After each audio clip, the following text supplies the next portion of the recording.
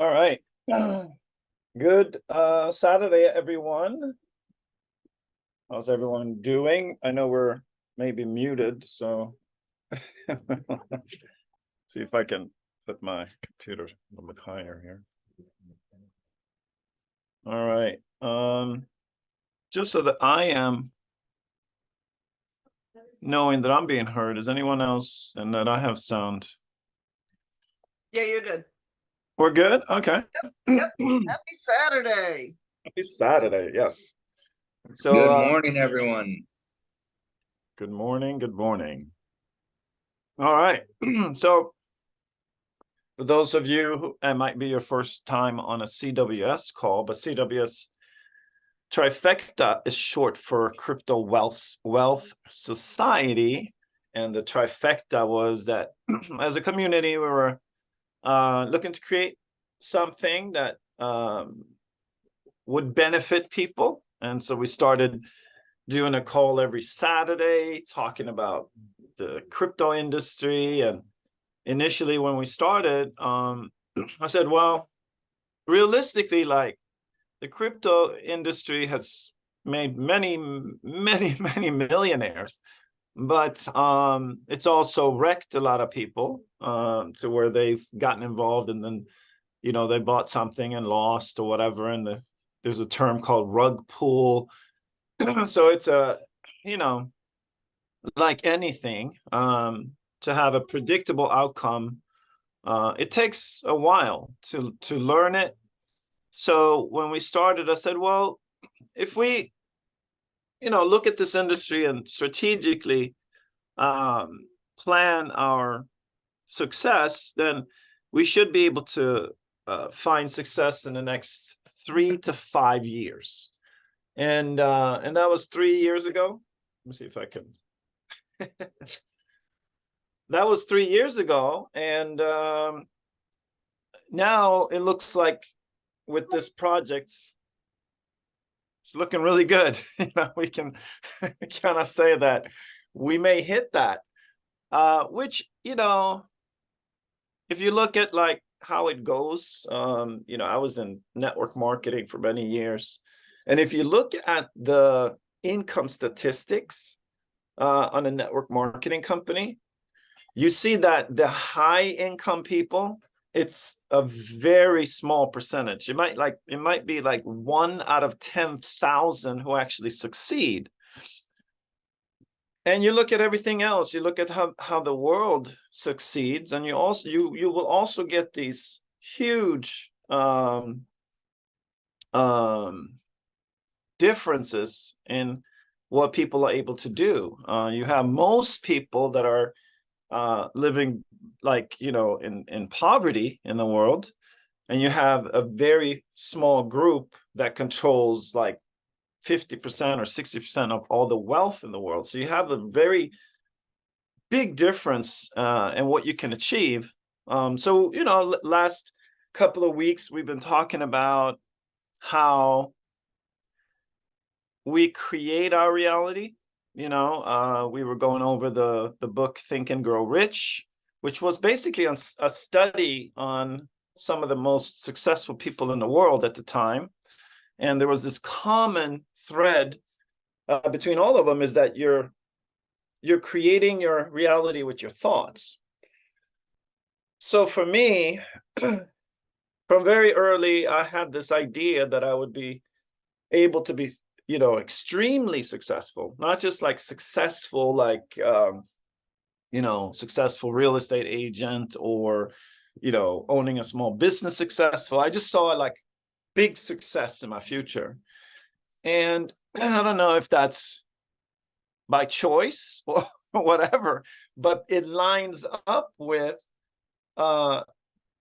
that reality that we're seeing that would create our future. So why not have what you want as the most biggest thing that you can imagine? So I think then when we started CWS, it was like my whole focus was on the community success, figuring that a successful community would obviously include me. So why not put that projection and that idea? And I think a lot of our community who's been with us for the whole time have also caught on to that idea of faith. Someone sent me a video today. It was beautiful. And it really was a lecture on that faith is on one side of things and fear is on the other. And wherever you spend your time is how your life is going to look. If you spend your time in fear, your life is going to look in fear. You know, we've had people who are really trying to get our community to sit in fear. And then, you know, we're going, no, let's sit in faith, because faith is what's going to create our success. Don't buy into the fear. Don't buy into that message, because it does have that power over people. Fear has a tremendous power over people. And so I would then say, if you look at the world, then I say the world, probably the majority lives in fear. And maybe biblically, that's what, you know, was acknowledged. Sin, the sin of fear, in a sense. Like, if you buy into fear, your life is not going to be as good as it could be. If you replace fear with faith, then you're looking at, unstoppable. Then you're looking at moving mountains. And I believe that we've been able to keep our community in faith and faith and faith. So CWS is kind of a manifestation of things that were said. And I also said first couple of calls where there was like 5 or 6 people, right? It wasn't a big group. And I said, you know, one day companies are going to ask us, the community, to launch their company.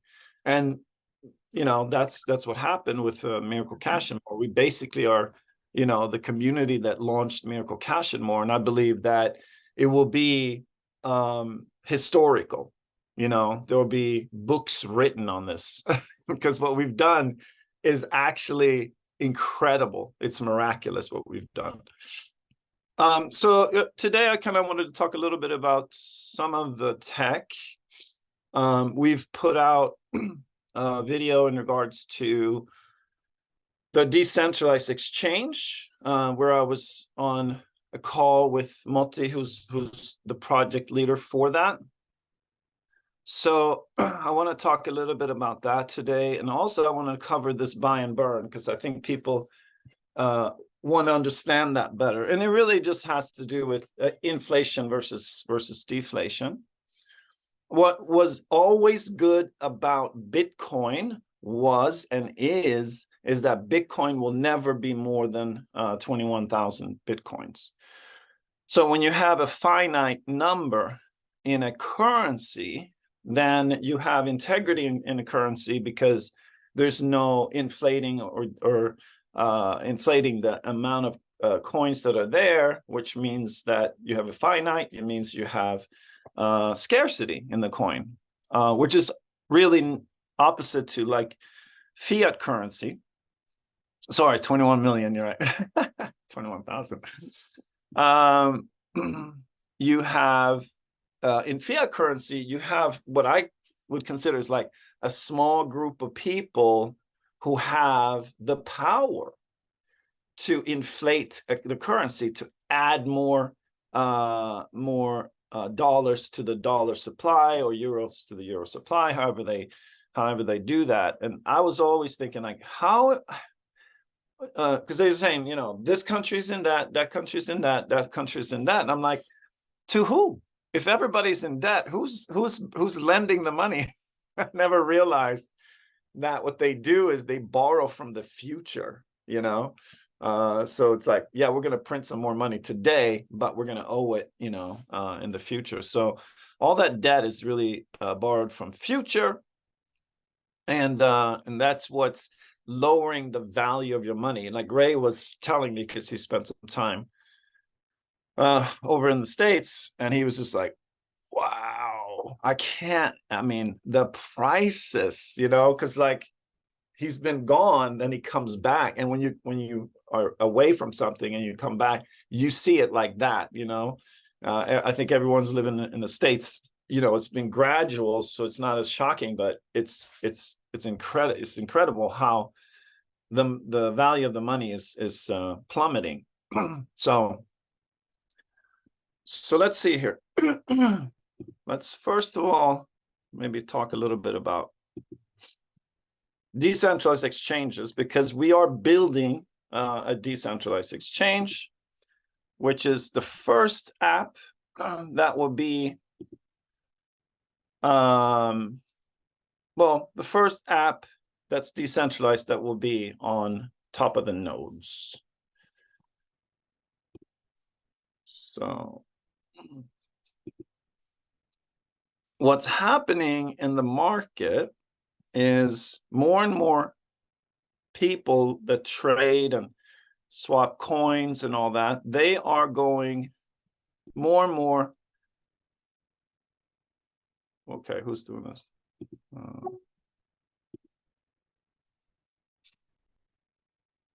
Okay, I think someone's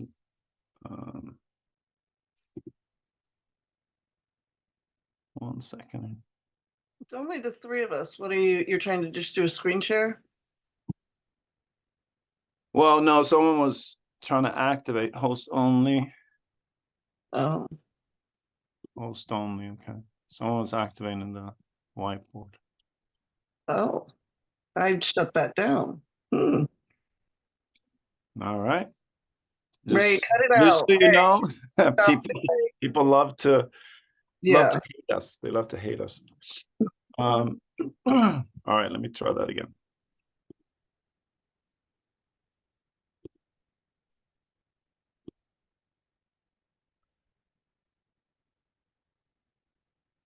Let's see.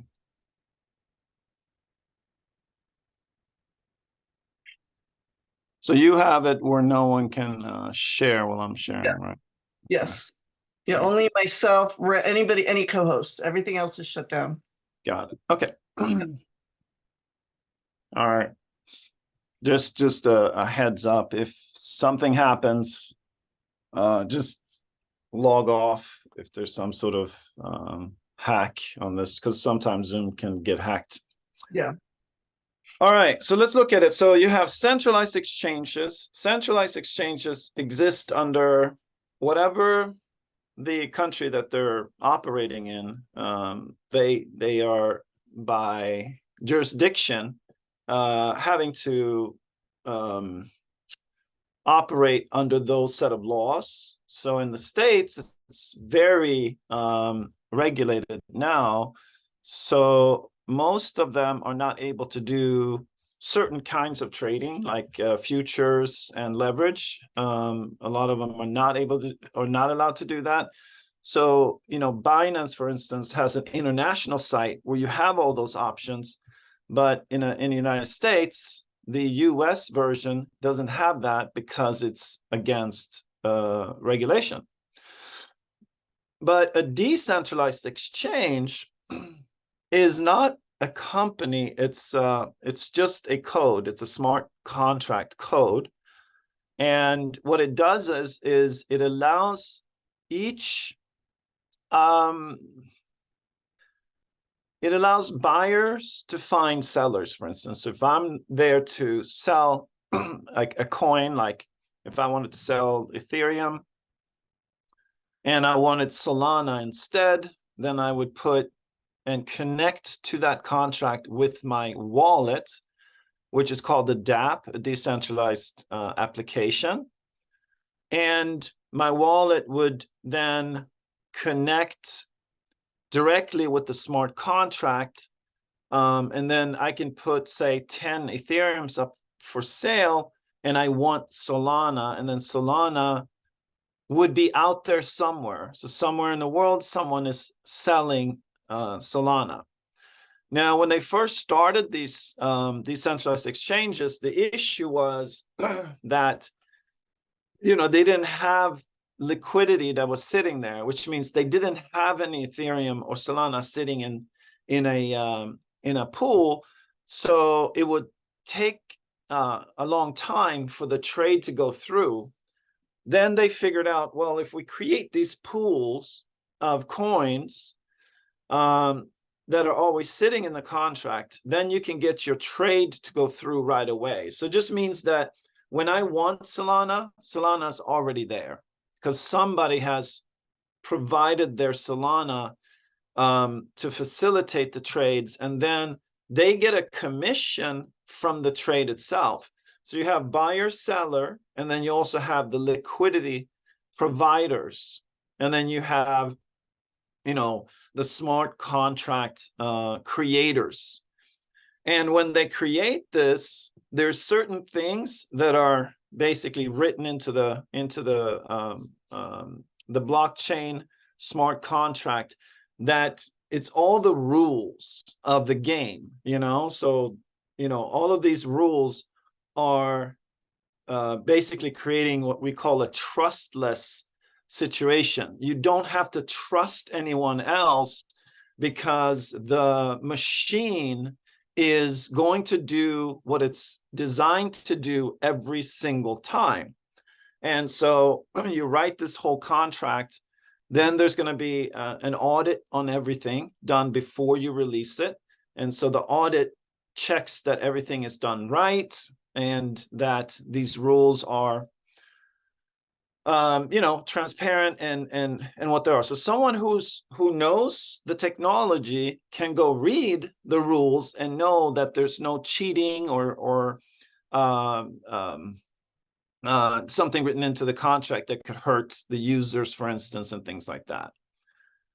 So then you go in, you do the trade, and because it's a smart contract and it's not under a particular jurisdiction, because the smart contract is actually housed in servers all over the world. So it's not in one place, it's everywhere and kind of nowhere at the same time. And so the function is basically like, it's almost like me saying, hey, Melanie, I want to, you know, trade out some Solana. Do you got any Solana that you could trade with me? And she's like, yeah, I'll give you some Solana for ETH. That's okay. So that happens because I know her. But if I don't know her, I need that smart contract to find these people who are out there in the market wanting to do the deal, and it's connecting me to them. That's what the code is doing. So it's similar to how, you know, Uber is connecting the drivers with the riders. So it's not a taxi company. And so Uber was able to open for business because they weren't a taxi company. It was just an application that connected. Oh, 1 second here. Give me a commercial. Okay, so then these decentralized exchanges, why people are liking them is because they don't have to do the KYC. So they don't have to register, you know, go through the KYC with the passport and the selfie and all that. Because of it not being a company, there is no regulation that would enforce that, and it would be impossible to do that in a app like that because it's just a computer code. It's not a company. So then people are then gravitating towards the decentralized exchanges more so than or it's gaining popularity and it's taking more and more volume. You know, before maybe a decentralized exchanges had, you know, 1/20th of the volume of the centralized. Now it's like 1/3 or 1/4 of the volume, and it continues to increase. The other thing too, which is what we're doing, is because we're building the first ever decentralized exchange that allows a trader to use leverage. So we covered that in the video that I did. If you didn't see the video, it's a really good video because Moti's been, teaching me so much that I didn't know about how the whole world of the technology development, that how it kind of works, So it's a community of developers, and they are known by what they've done. And so somebody who's in a position like Moti, he's worked his way up to get to a place where he now knows how to put a project like that together. And one of the things that he said to me is, like, out of 10,000 developers, from me knowing how it goes, there might be a handful, maybe 10, that have the skill to actually do the hardest part of the project. You need a mathematician. You need obviously people who've developed blockchain smart contracts for a couple of decades to do this on a high level. So what happens then here is, like, and I'm not sure, somebody might know this if you want to chat it out. I know that in the States, and I don't know if it's every state, but I know in the USA, like, they don't allow you to trade on leverage. So a centralized company wouldn't be able to do that. And I think that's in all states. I'm not sure if that's correct or not. But so if someone wants to trade, basically, if they have a trade go in, they would use maybe, let's say it's a trade and they use $1,000 of their own money, then they're able to still trade at a $10,000 trade. So if they just make a 10% profit, then they're going to make 1,000 out of that trade. And because they use 10,000 instead of 1,000, the profit would be $1,000 less the fee. So it would be 100% gain instead of 10% gain against the capital that they used. And so it's a very attractive feature that people want to use. And if they live in the wrong place where they don't allow it, in the centralized, then of course they can they will be able to find a way to trade like that on a decentralized exchange, on our decentralized exchange. So if we look at in our scenario, I talked about that there's a buyer and seller and the liquidity provider, and then you have the smart contract owner. And with us, you have the node owners that will collect a certain percentage. I don't know exactly the percentages yet and how the fees go, but obviously we'll set the fees to be competitive, whether that's 0.25% or 0.5% or whatever. There's a total fee. Some of it's going to go to the liquidity providers, and then the rest goes to the development team and the nodes, and that percentage will be a percentage of the total trade volume.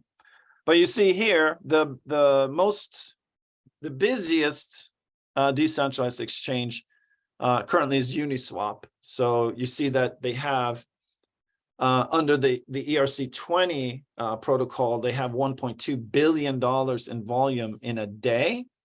Then you have under Arbitrum, I forget what chain that is. Anyone who knows, let me know. But yeah, so that's another 500 million. Then they have two others, version 236 million, and you got the Polygon one, which is 100 million. So you add all that up in the last 24 hours is like $2 billion in volume. So if you were to say whatever that percentage is, there's a percentage of that volume that is the fee. And if it was just, say, 1%, math, anyone, 1% of 2 billion, what is that?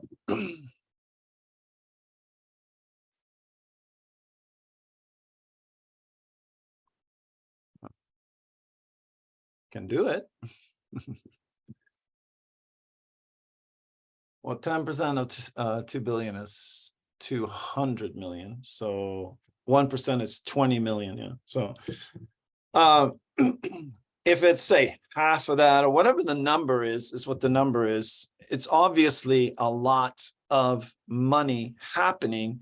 And what's really cool, if you were to say that, is that there's, not a lot of people needed to keep Uniswap running, because it's just it's like a robot, like when they launched Bitcoin in 2009 something, they literally just opened it up, and since then there's nothing to do. It keeps doing the thing that it was built to do. And it's similar here with these decentralized exchanges, because it is the same thing. It's a blockchain smart contract that executes, checks, and confirms, and it's 100% what would you say, correct all the time,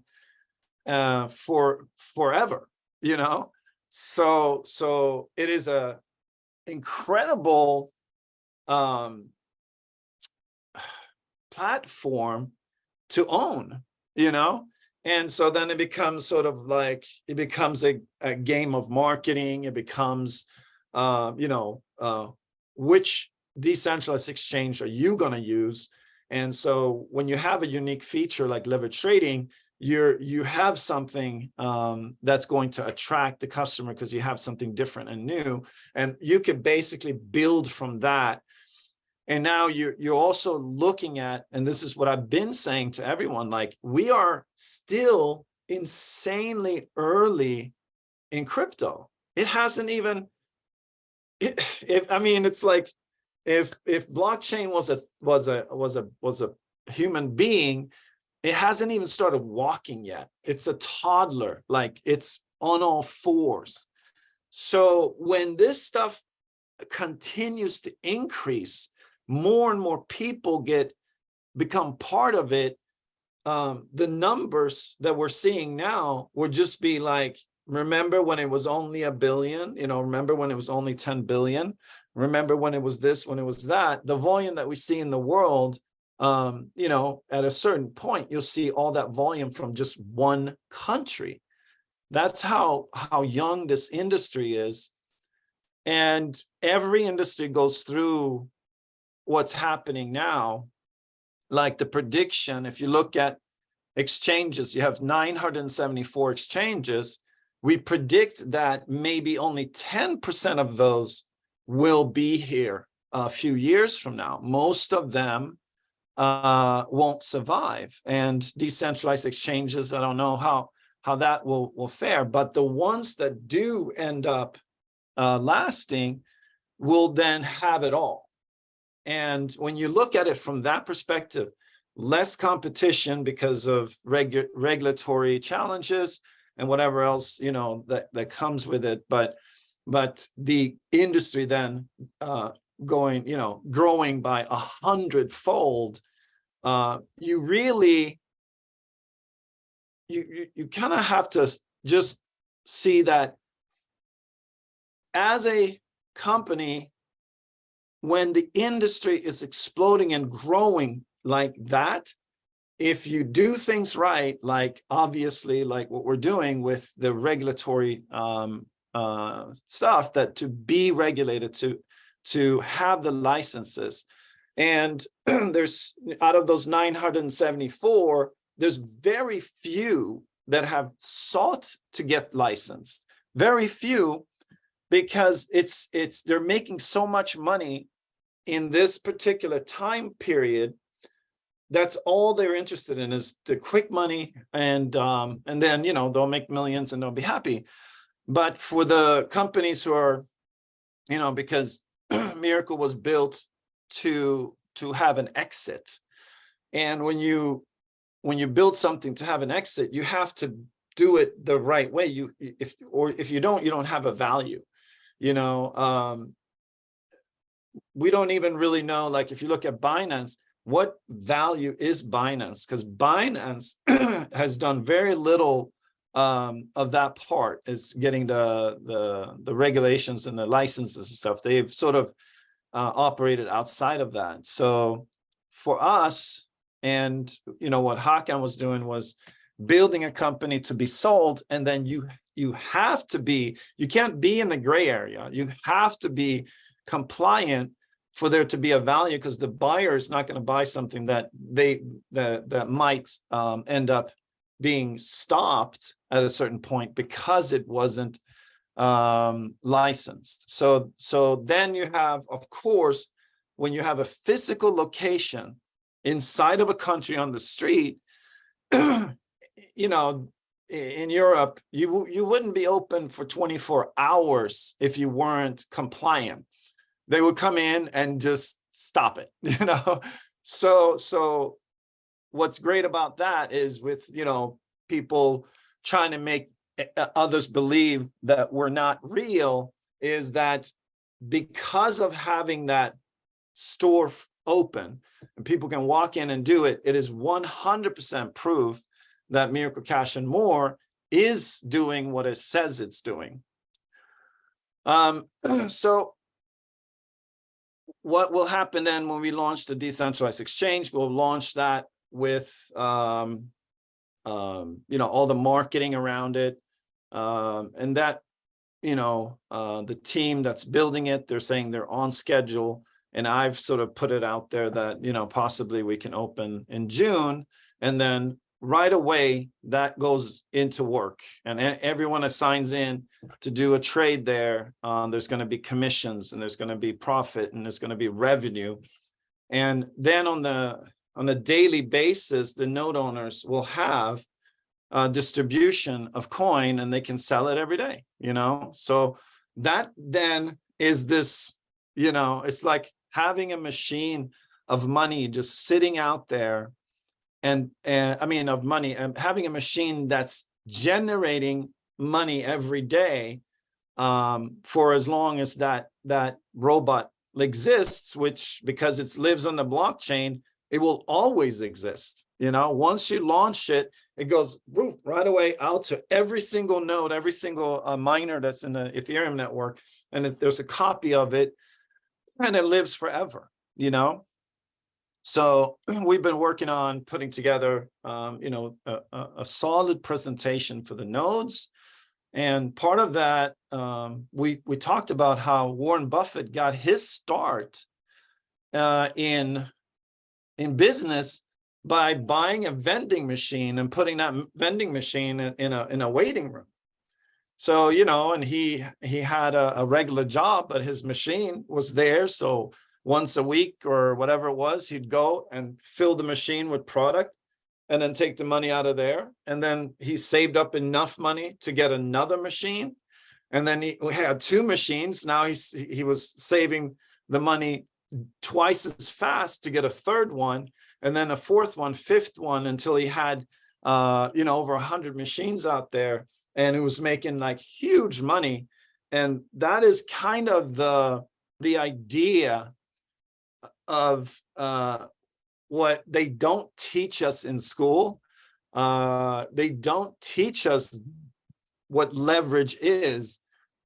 And that might be on purpose, because like, if you knew how to do that, you would not be an employee, right? Why would you sell your time for money when you have a finite number of hours in the week, and there's no way to get more hours, right? So that's kind of a losing game if you think about it. And obviously, like, for everyone that's ever had a job, that fills a purpose. And God bless everyone who has a job and loves it. But then you also have many people who are in it and they don't know how to get out of it, and they don't like their job, and they're just there for the money. So if you're just there for the money, then there is so many better ways to do that, to generate money.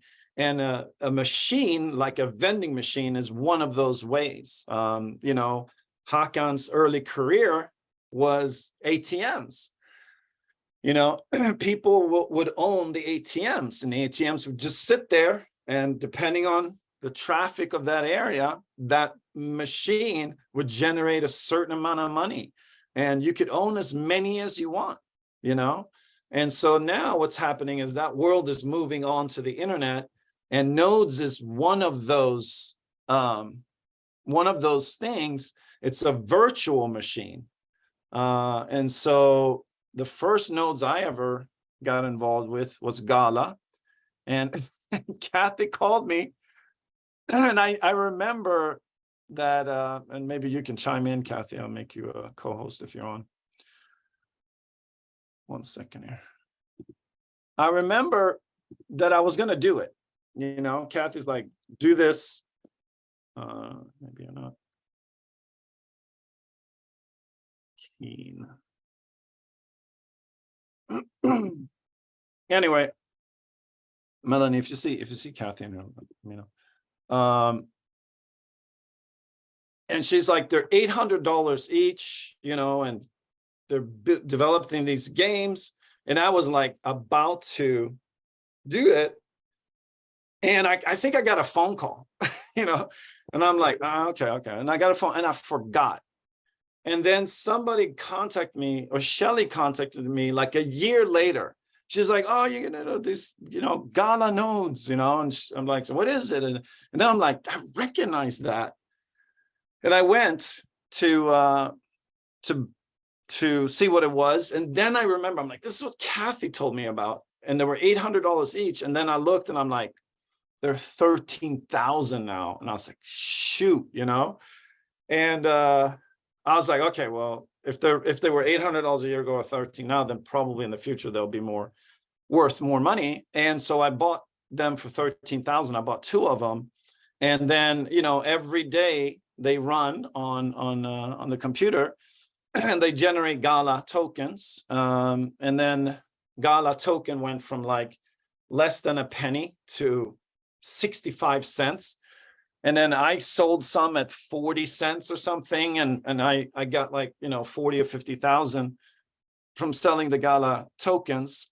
And then, you know, when the bear market hit, Gala came back down, and we anticipate that it will make a comeback later, but I have millions of Gala tokens from the nodes. So I don't know, is Kathy here? All right. No, I looked under Kathy. She's usually under Amazon Empire. She's not on, but I did just message her, so we'll see. So I don't see her on here under either name. Yeah. But I just messaged her. All right. Okay, so so anyway, Kathy then had like 20 or 30 of them, and you know, she basically like made millions. So had I followed her at that time, it would have been an even better, you know, story to tell, obviously. And now those nodes are $90,000 plus. If you want to buy one, they're over 90,000. And so they support this Gala games, and it's basically just, you know, video games, different video games that are built on top of the blockchain. And some of these games are play to earn. So you play and you get tokens, and you can cash those tokens out. So there's been people that have, when the market was doing really well, there were people that were basically living off of playing games, you know? Yeah, just so you know, Kathy's on. I just unmuted her. Okay. Yeah. So Kathy, do you remember calling me about Gala notes? I do, Micah. Hi, Kathy. Hi. Sorry, I got stuck on a call. Yeah, no problem. So I was just going over, you know, nodes, and kind of talking about decentralized exchanges and what's happening. And the trend is that more and more people are going to the decentralized exchange instead of that. And then I was talking about Gala, how you called me, and I think they were $800 each. And I was like going to buy them, but I literally forgot, you know, like I was doing all this different stuff. And I think I was like, had it ready to buy, and I got a phone call, and then it just escaped me. a year later, Shelley Cullen called me, and they were 13,000 then. So I bought two of them, you know. And so I have two, which is great because now they're 90,000 something. And then it's that Gala is really just gaming. Gaming is a big industry. It's bigger than Hollywood. It is a big industry, but it's nothing compared to the financial industry, which is what most of our revenue is going to come from, you know, transactions and so crypto financial transactions and things like that. But was that your first the first nodes that you bought? No, green actually was the first ones. And I think, Micah, you bought green back in March of 2018. Yeah. I have 64 of those, and they're just now Right. hitting the exchange. Yeah. So Let's when talk people, about, like, you know, what yeah, reality of projects, that what can happen. Obviously, that we got those in, you said 2018? the first quarter of 2018, they went live to where we could actually run them July 4th of that year. Right. And they're now just coming out basically with all of it, the token and everything, and that's, you know, 6 years later. Yeah, it finally just hit, you know, coin Yeah. market cap. So, you know, when people come, you know, say, oh, this is taking so long, it's Right. you You have don't know no long. idea. You don't know long. You don't know long, but you know Yeah. what? It's going to be worth it. You know, Yeah. just let them run. That's it. Yeah. So it's a machine that works for you 24 hours a day, 7 days a week. You know, and when you look at all the different things that people do for retirement or to have some extra money or whatever, it's not like it's easy to find something good.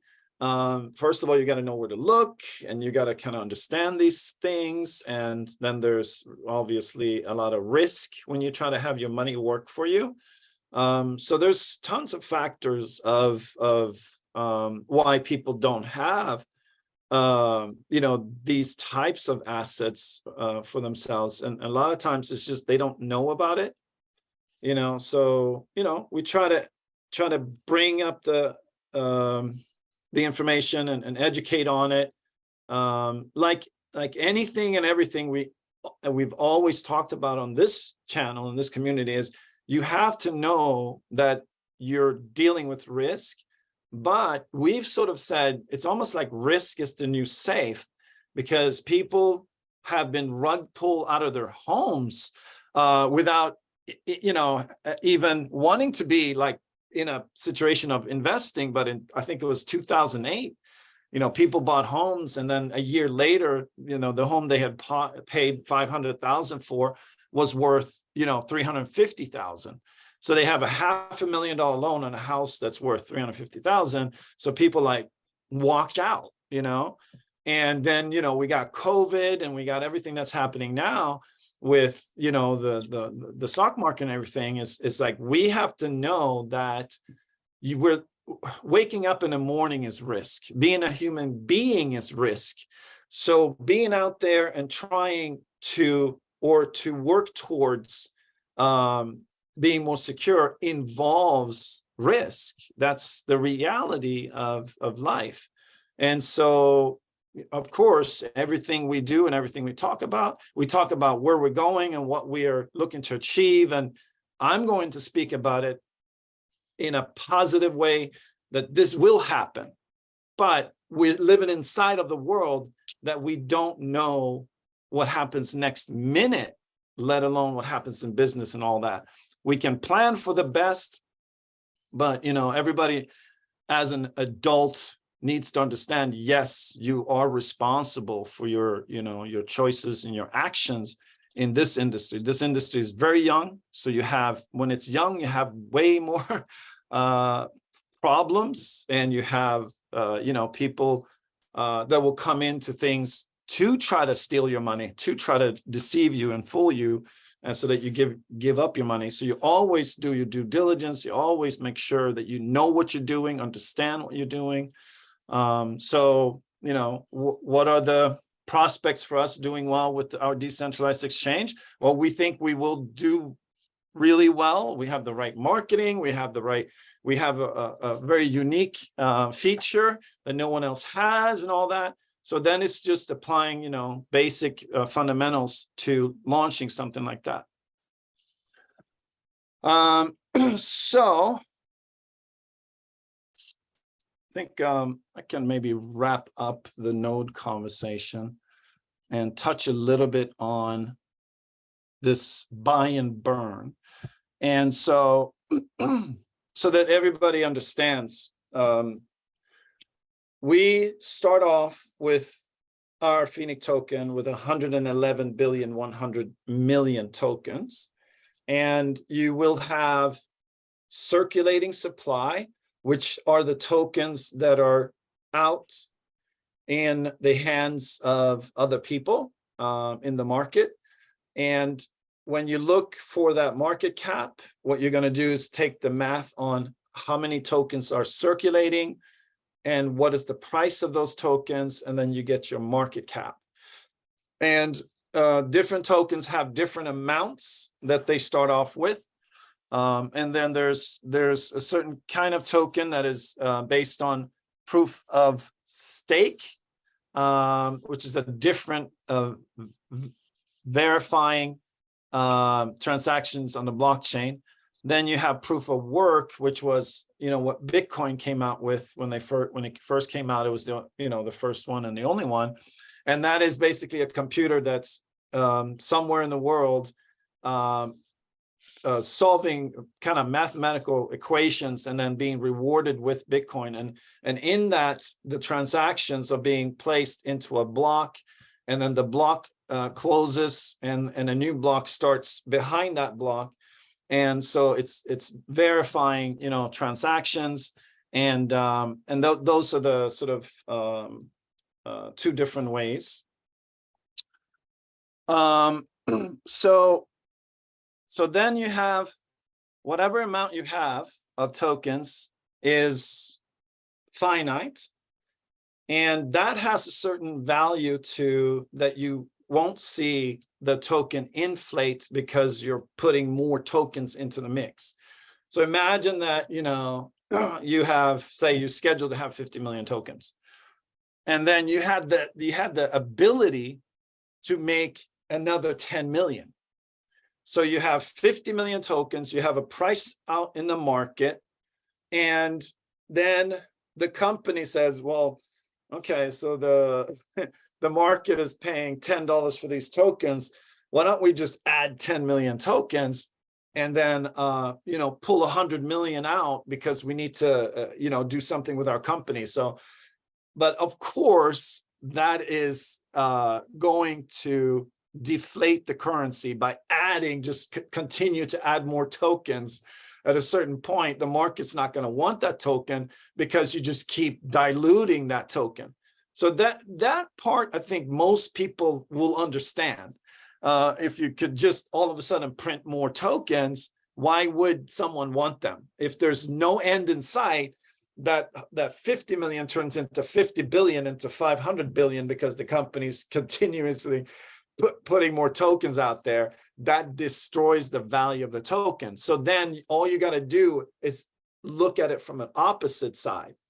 What if you continue to take tokens out of the circulation, away, and destroy them? So instead of adding the 10 million to make it 60 million, you take away 10 million to make it 40 million. Then you have the opposite effect of increasing the value of the tokens. So we then have a business that's based on transactions. The transactional businesses in crypto are very profitable. So we've pledged to take 20% of the Turkish company's profits to buy Phoenix and then destroy Phoenix. So if you think about the market where you're going to have buyers and sellers, and so let's say on a given day, there's sellers there, and there's about 1 million worth of tokens up for sale that day, then you would have, based on price, based on everything, you would have buyers that would then come in and buy those $1 million worth of tokens that particular day. And then day in, minute out, hour by hour, people are just showing up to either sell or buy that particular token. And depending on how motivated the buyers are to buy it, the machine, the algorithm will continue to either inch that price up based on the demand, or continue to inch that price down based on the failing demand.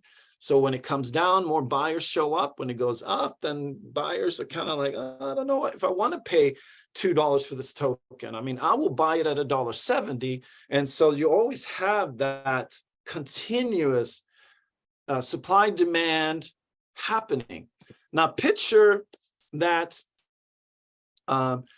in 2024, the Turkish company, and this is not, whenever I make an example, just understand it's an example. I have no idea what, profits are going to come out in the next year. We have a plan, and we have a plan on what we're going to do.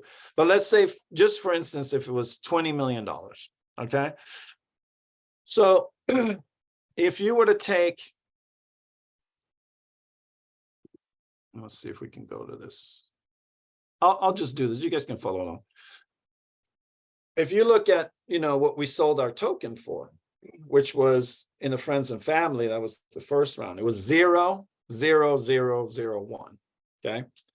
So if we had, say, 20 million, our plan and our strategies, we're seeing much more buying coming from our companies that are pledging to buy the Phoenix token to destroy it. We see big volume coming from that in our model. But let's say it's 20 million, then if the token was the price of friends and family that day,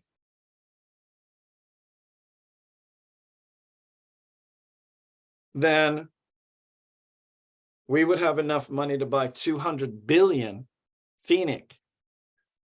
Obviously, if the token isn't there to buy if there's not enough to buy at that price, and the buyer, which is kind of like us or the company that's owned by us, if the buyer doesn't care the price, usually in a normal situation, supply demand, the buyer cares what the price is, because the buyer's buying to have the token, just to sell the token at a higher price later.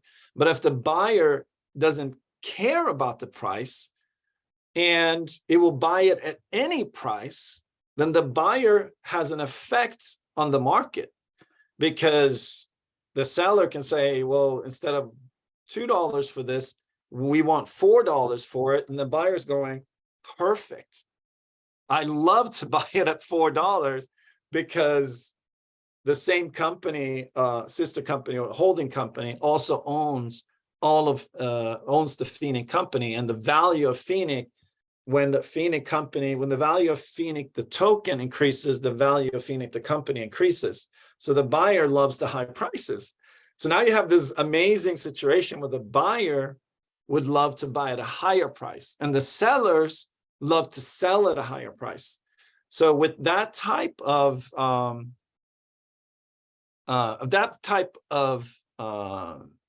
situation, you have a very predictable increase in the price of Phoenix, according to just how that works in the algorithm.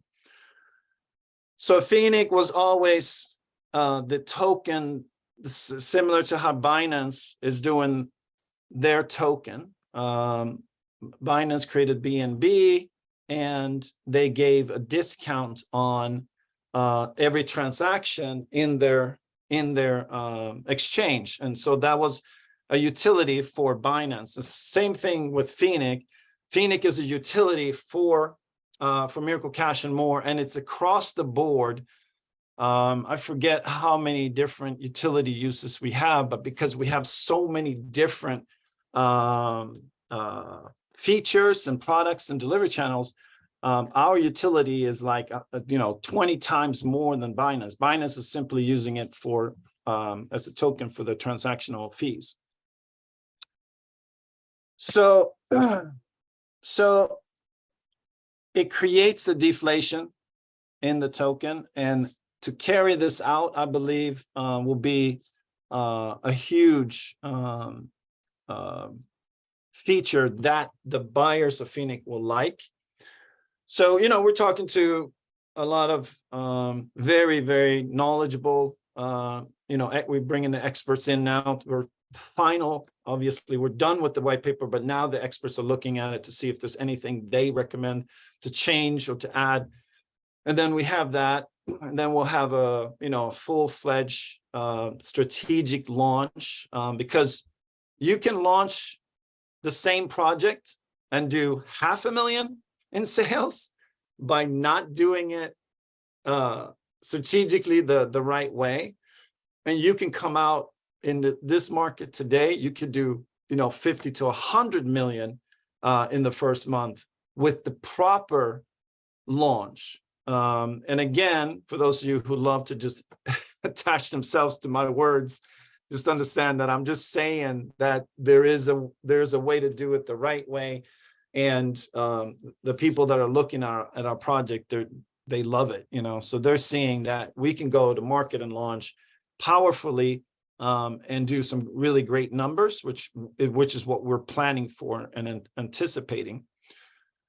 So then that's the other thing to understand. Like, I was earning commissions on sales in crypto, and it started at I was taking payment in Ethereum, and Ethereum at the time was like $200-300 per Ethereum. And during the time that the commissions were coming in and I was buying Ethereum and putting Ethereum into my wallet and not selling it, Ethereum went from $300 or $400 to $4,000.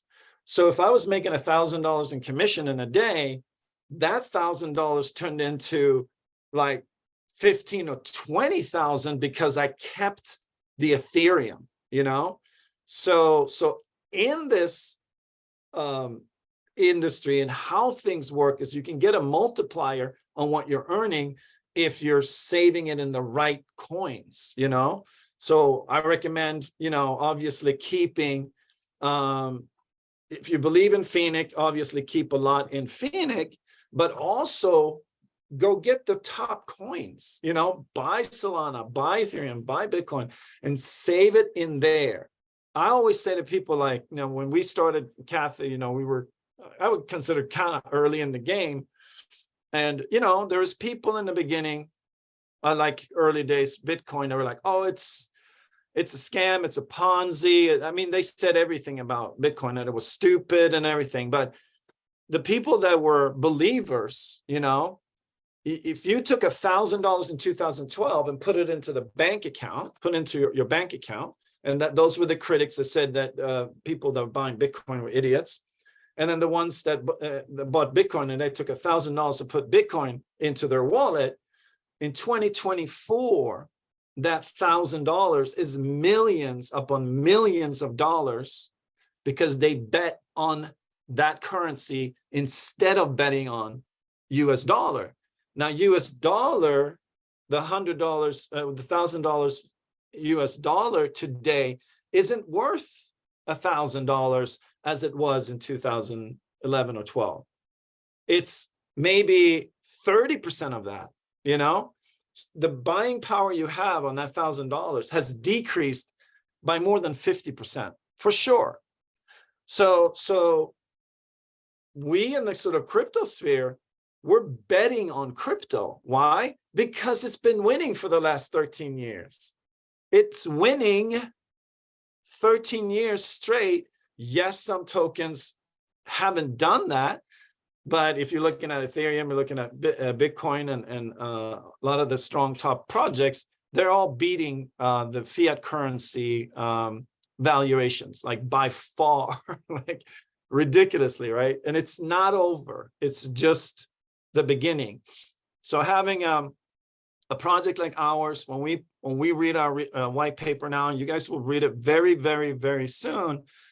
I have never seen a project that a token that's being launched with so much support, ever. It's amazing. So we should do really, really, really well when we go to market, and they believe it. Yeah, Kathy, I mean, we're talking about it, we're just like, if we had 1/10 of what we have, we'd still be a good project. But with what we have is really incredible.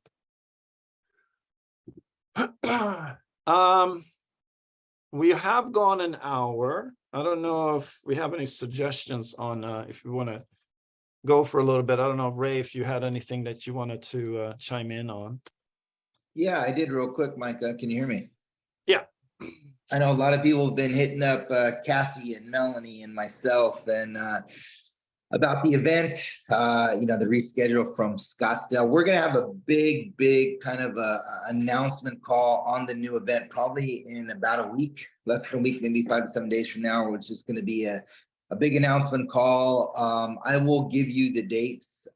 It is Sunday, June 2nd through Thursday, June 6th. Basically, checking in will be that Sunday. The event will run Monday the 3rd, Tuesday the 4th, Wednesday the 5th, and then everyone leaves on the 6th. So if you can circle your calendars, again, we're going to make a huge announcement. I'm not going to give you all the guest speakers just yet on the announcement, but believe me, we're booking some awesome guest speakers. It's going to be a celebratory event, wealth building, a lot of fun, resorts, casino. It's going to be in Southern California. So again, we will go over that at the announcement. Okay. Yeah. I have a little bit. So last couple of days, one of the biggest football legends in Turkey flew out. Him and his wife, they met with Miracle. We're doing some things with, we own the media license for the football league in Cyprus. And so we're now filming the Super League games and broadcasting those. I'll upload our media.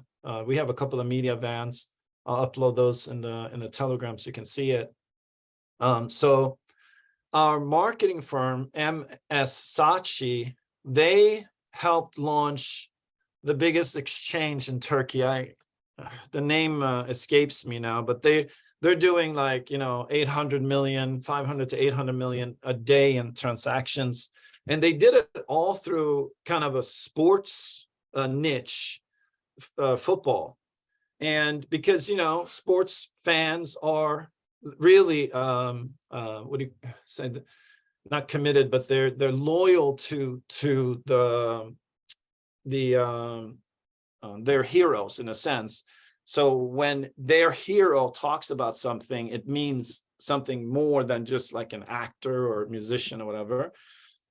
So we had like the biggest star in Turkey come to the island, and they shot video, and he's sitting and talking, and that's going to then migrate over to the bigger channels. We've also secured another player from Europe. He's like a legend.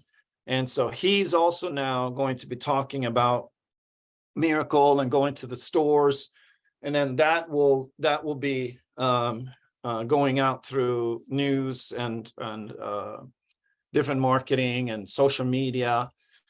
So Monday, Wednesday this week, I believe a lot of this stuff will start to be seen on the internet. If you search us now, you'll see more some news articles about the deal that we did in Cyprus. And so all of that is starting to happen. And it will be more and more and more, so that in the next 2-3 weeks, we will become a brand finally. So we'll be online, and we'll have, people with, followers and all that talking about us. Rodel and Partner, the auditing firm, is working now with the all of the information that we gave them. The business plan, the DCF, all of that is being finalized. So it seems like we're kind of like really, the timing wise, we're both with the Phoenix project and the shares all sort of happening at the same time. What is, one of the things that we're just blessed, because the market's waking up as we are launching into the market. So the timing couldn't be better for all of this. When it's bear market, I know me and Ray, we went to the Dubai Expo in 2022, the first time. It was like booming, full, and people, like, it was crowded. The next year was like 30 to 40% of what it was the year before, which shows you how bear markets affect the industry. And not only that, you'd say that the ones that were there the year before, it was like 70% of them were out of business. They couldn't handle the bear market, So for us, if we were launching our company a year ago, we would have to deal with that. No one was really kind of like, I'm not going to say no one, but there wasn't a lot of growth in that year because the market was flat and even decreasing. So now we're kind of coming into an upswing.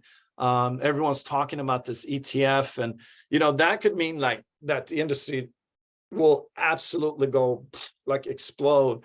And so isn't it great then that yes, all the waiting, yes, all this, yes, all that, but with that we took so long, and we were obviously delayed, but then we're now launching not only the Phoenix token into a bull market, but also the company into a bull market. So the marketing is going to have more effect. More customers are looking to get involved with crypto right now. More new customers are flowing into the industry, and they're just out there for us to grab them. And so that really makes a difference. So yeah, let's, if you go into the other channels, some of the announcements, that we have, we don't want to do it here because we have people who come here because they want to hurt us, because they hate us.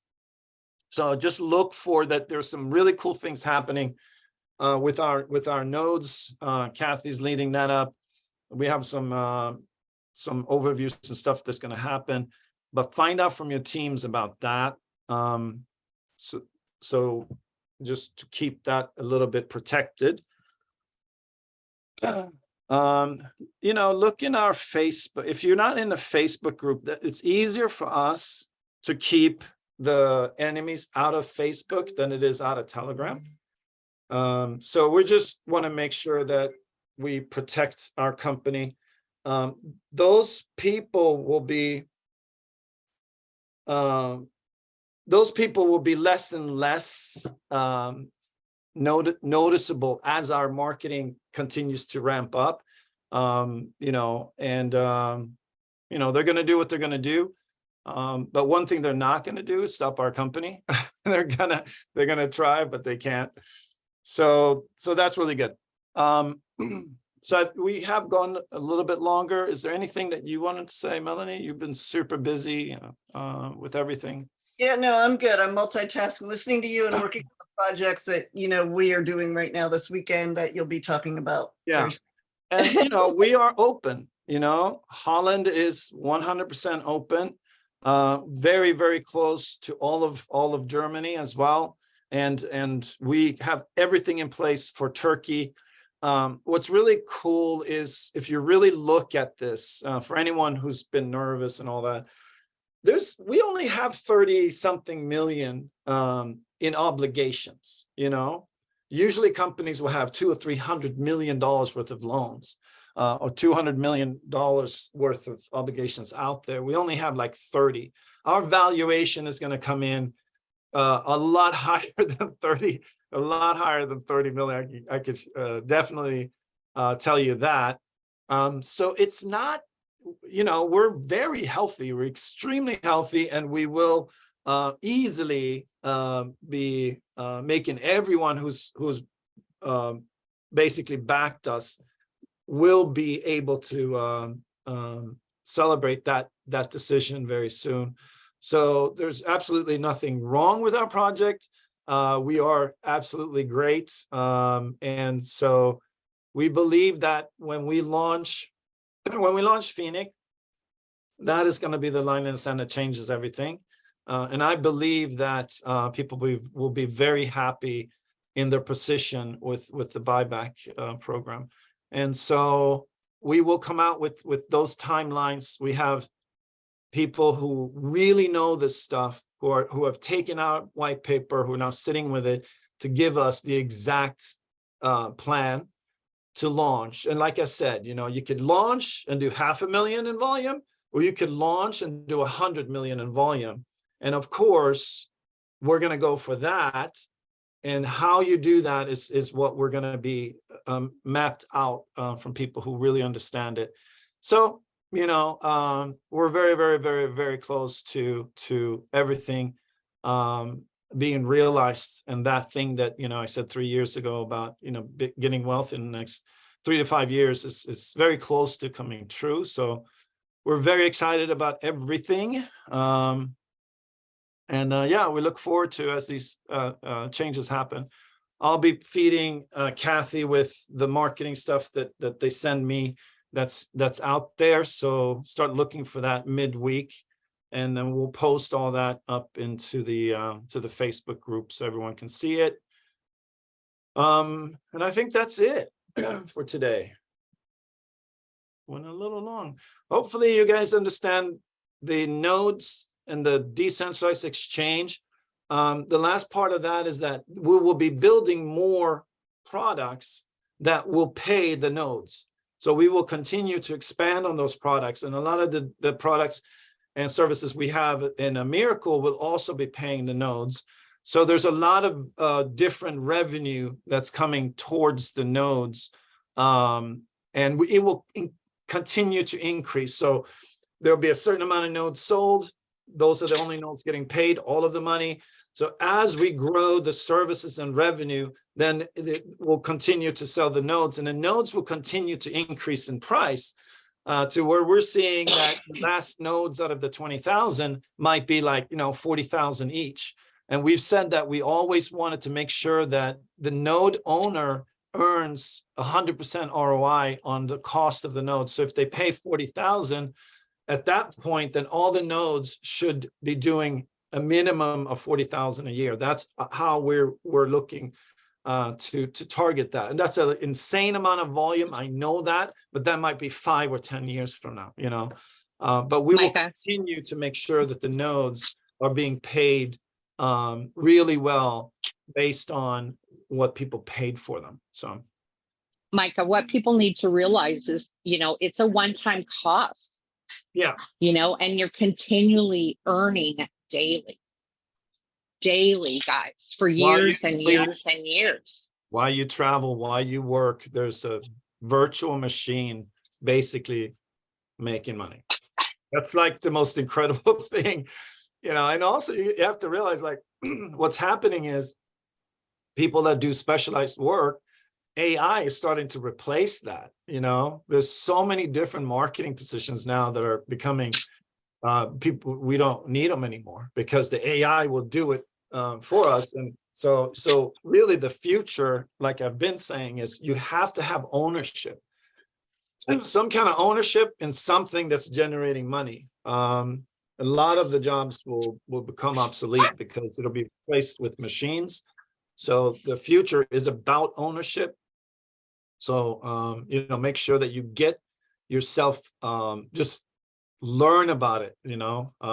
Anyone who's really serious about this, you'll go and read about a decentralized exchange. You'll go to YouTube and say, explain decentralized exchange to me, explain nodes to me, explain this to me. You can do that on YouTube, explain this, explain that, and you can get educated and familiar with it. And then you can, I think a node is better than someone having a 401k. that's my opinion, but I believe it's better because I believe the world is changing, and we need to follow those changes and be ahead of that curve and understand it so that you can put yourself in a position to win.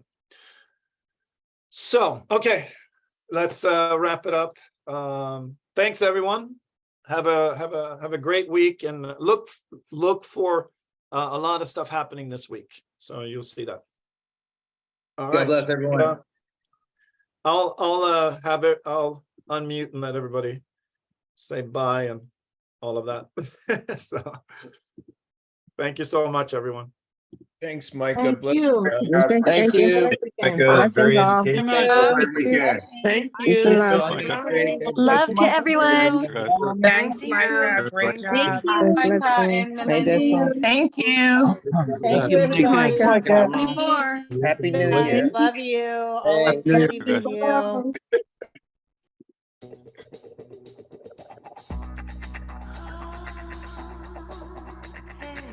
Listen up, all you jive talking players, lovers, and street bumpers. The word is Boogie G has been spotted.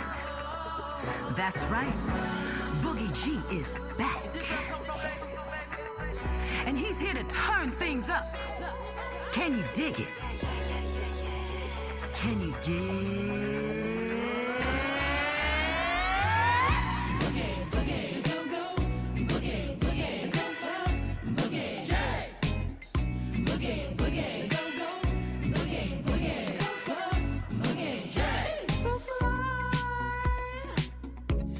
You're there fast into a T. Oh, wow. First in line. The future world's greatest NFT. Oh, wow. When you need something and you're on the go, see something and you got the dough. It's your thing, live it up tonight, live it up tonight. When you need something and you need it fast, it's all good, you don't have to ask. Crypto land, give it up tonight, give it up tonight. Come on. Everything's amazing. Boogie G is blazing. Let your people know it's on tonight. When you feel like celebration, take your glass and raise it. We gon' get our boogie on tonight. It goes on and on as we go on and on. It goes on and on and on tonight. Let's go on and on, 'cause it goes on and on. We'll go on and on and on tonight. Hey! My honey's making money. He keeps bringing it to me. He's charitable Julie. My honey's making money. He keeps bringing it to me. He's charitable Julie. What it is, what it ain't, what it can, what it can't. It don't matter 'cause we rolling in that new paint. Custom, candy apple Impala. Hit the switch and make the ladies scream and holler. Now, everybody Boogie G to the ceiling. 'Cause he's about to blow it off from Massapequa. This ain't no sad song, this ain't no love song. It's about that coming up with Boogie G, y'all. Everything's amazing. Boogie G is blazing. Let your people know it's on tonight. It's on tonight. When you feel like celebrating.